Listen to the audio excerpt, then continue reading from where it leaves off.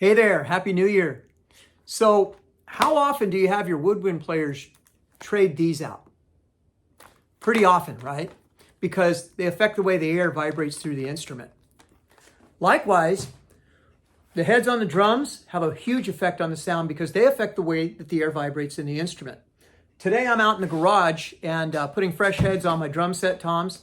And my guess is that your drum set toms at your school are probably due, maybe way past due for a change. So let's talk about drum heads and toms and things for just a few minutes, okay? So compare a drum head to a reed. How do you know when a reed's worn out? You could tell. It often looks that way. Sometimes it's just been played out and it still looks great, right? If you look at a drum head, this one still looks pretty good. It's got a lot of life in it. But if I flex it, you could see where the elasticity, the tension has gone out of it. You can even hear it, especially if I compare it to a new one.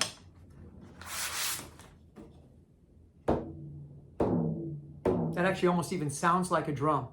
There's no flex in it at all. So fresh heads on a drum are going to help the drums sound better right away. And if the drum sounds better, your students sound better right away too, right? While you have the head off of the drum, also a good time to check inside, wipe the inside out with a microfiber towel, wipe off the bearing edge with, wow, with a cloth, and see if there's anything loose on the inside. On my old Ludwig Supraphonic snare drum here, today while I have that off, I'm also going to trade out and put a brand new throw-off switch on it because these arms on these older ones tend to get bent. And this is a great drum, but the throw-off isn't super great, gets stuck. So I'm going to put a new one on there while I have the head off as well. But we're here to talk about heads, right? So we're going to trade out the heads on my toms. And your drum set probably gets beat on quite a bit. And the toms might not sound great. And again, if they don't sound great, your player and your band doesn't sound great. Not a superior sound for a little drum like this. And there's some things that'll affect that. So I'm going to put some fresh heads on this one right now. You could just simply use the drum key to take off the head. You don't have to go in a certain order to do that. Something I find really helpful when I'm doing a whole bunch of heads, like maybe a whole battery set of drum heads, is a drum head key. Evans makes one, and I think there's some other manufacturers that do. A drum head key attachment that goes on a drill. Only use these for taking heads off. Don't use this to put the head back on. It's way too easy to screw it up, but it's super easy to take the head off. So I'm going to go ahead and take the batter head off of this drum real quick.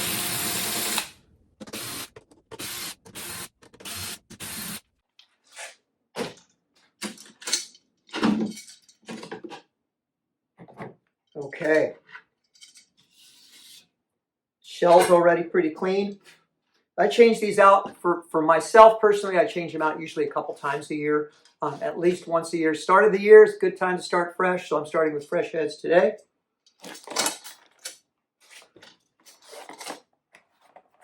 I'm using a double ply head on my toms. You can use a double ply, a single ply. These are Aquarian, that's my bottom. There we go. Response 2, it's a 2-ply head. Remo Emperor, great 2-ply head that's readily available. The pinstripes work out okay. The Evans EC2s work out really well. I like a double ply layer on top for my own personal playing because I do a lot of rock, pop, funk stuff. If I'm just playing jazz, these work well too, but you might also try a single layer head like an ambassador layer or just the regular Aquarian clear. For school use, I highly recommend a 2-ply layer because they're going to last you longer. Okay? So first thing you want to do is seat this on the drum. I am kind of particular about where I put my labels, but some folks aren't. Some folks will also tell you to go ahead and do this, and that breaks up the glue layer around the head. I'm not a huge fan of it. I'm going to do it right now, just so you see it. You'll hear sometimes that resin and that glue that's in the collar here crack as the head gets tensioned down, and that's perfectly normal. So I've got that seated in there.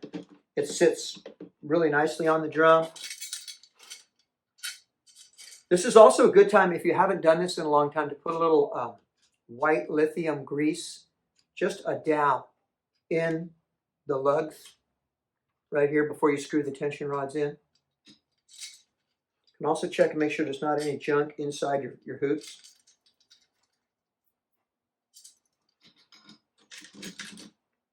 Okay, so first thing I'm going to do is just get these screwed in so they're just in the threads.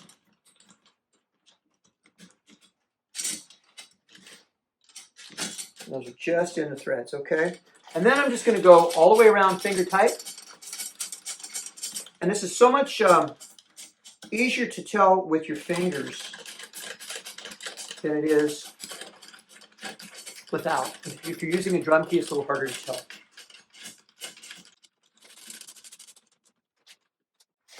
Okay, so those are all just finger tight right now. Then the next thing I'm going to do is go at each one and put pressure with my hand and then continue to finger tighten it. So push down a little bit, and I can get a little bit more of a turn there. I'm going to go in a star pattern. Across, across, across, across, across.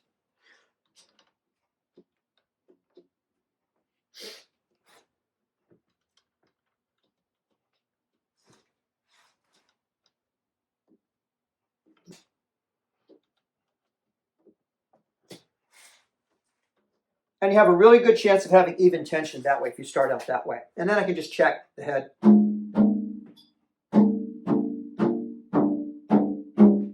If you press in the center and you see a wrinkle at any spot on the head, just take your drum key and tighten right where that wrinkle is.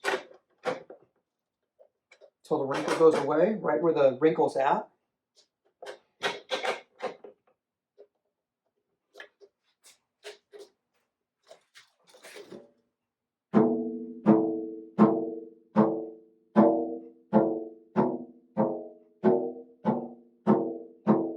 And a couple that are slightly lower, I'll just take this drum key and even them out a bit.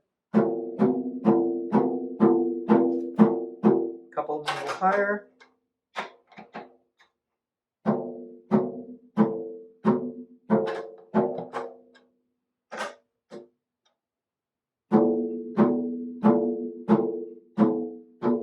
You can tap it lightly with a drumstick.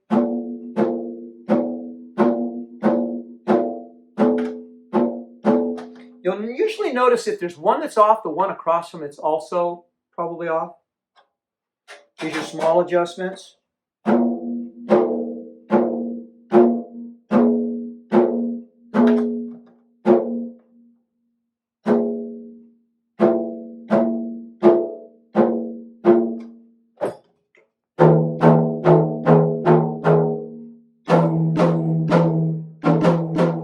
Already the drum's starting to sound better.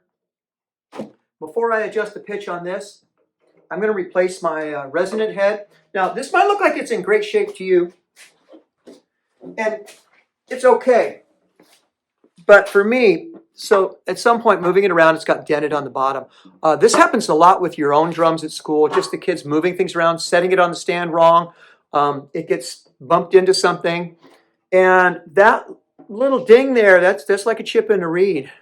It'll still work, but it affects the vibration sometimes quite a bit. So I'm going to replace this one just because they're my own drums and I really care about the sound.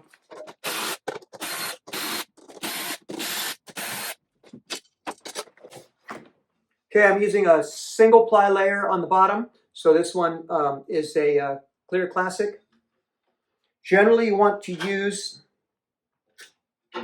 single ply on the bottom. There's some theories on using double ply, but the single ply seems to work really well. Everything's clear there. Super clean right there as well.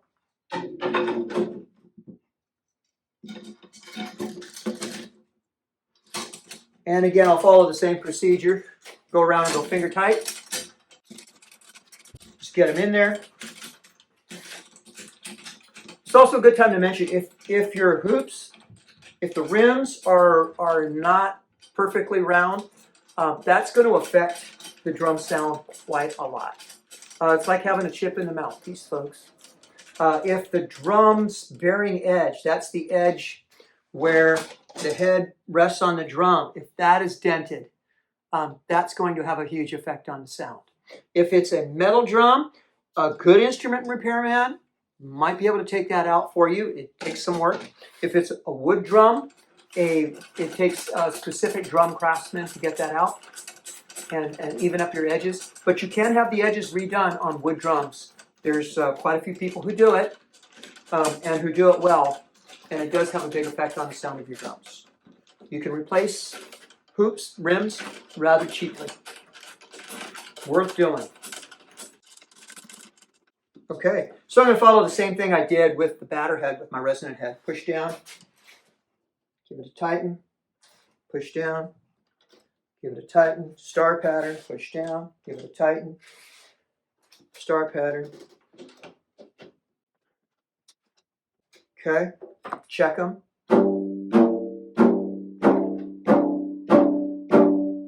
I had one that was really high. Let's check for wrinkles. Got a few.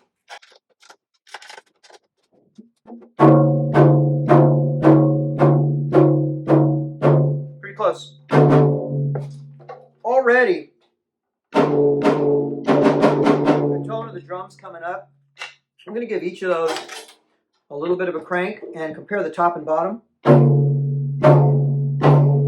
Right now they're pretty equal. Generally, a good place to start is with your resonant head, that's the bottom head, about a minor third higher than your top if you're using a 2-ply head on top. I'm going to go about a quarter turn here and adjust each of those. And let's see. A little bit more.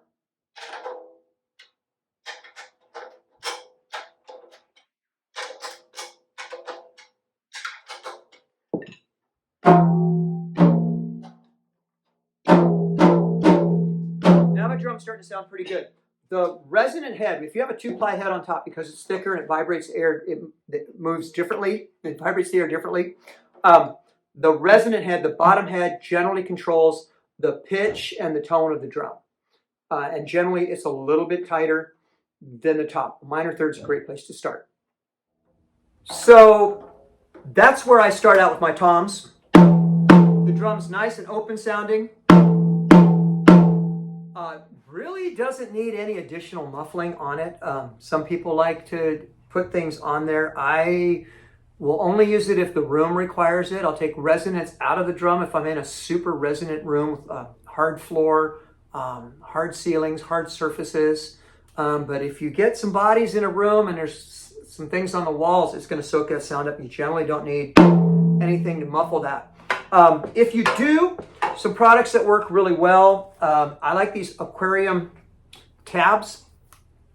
They're just a little strip and they peel off of this plastic and you can just stick them on the head and they peel off, so they're removable. When you put something on the drum, I generally start just about that far out from the edge and I can work my way in to get more dampening or not. This product is like, many of you are probably familiar with Moon Gels. I had some around here, but they escaped. These are called jellies. They don't break down as quickly as the Moon Gels. It's a new set here, so unpack it. And I always carry some of these in my bag because I never know what the room I'm going to play in sounds like. But if I put them on the drum, just a little spot. Takes a lot of resonance out of the drum. Drop the pitch of the actual drum. I generally wouldn't put it that far down. You're just trying to take some of the resonance out. But again, usually I'm going to let the drum speak for itself. So those are a couple products that you can use to try and take the resonance out a little bit. That's generally how I do the heads on my toms. I'm going to replace them on all my drums today. I've even got a brand new one. And the head's fresh and new on this, but I'm still going to change it out with another new one. Why? It's kind of like that reed that comes on the clarinet when it's new. that's probably not the reed you're going to want the kid to play on. This head is basically there to hold the drum together. And you can play on it for a while. It's going to wear out really quick. It's a super thin single ply, made by this one's a Remo head made for Yamaha, but it's below the level of their top of the line or middle of the line head. So it's a benefit to change them out. I keep them, I stick them in the new boxes and keep them on the shelf because that way you always have a backup head. So that's good to keep around. So do keep those there. Some people ask about how do you tune the toms differently. Generally, once I get the sound I want from this tom, and I'm not going to tell you a specific note because it really varies depending on the style of music and the size of your drums and what you want. But you want the drum to speak well. So there's that. Generally, a minor third between toms is a good place to start. Once you get down to your floor tom, you want it to have a good low tone, but not sound too ringy. So just follow the same process of bringing it up from finger tight and then just clearing the head, a little tighter on the resonant head than the top one. And it's a new year. So happy new year. Happy drums if they got fresh heads. It's worth it.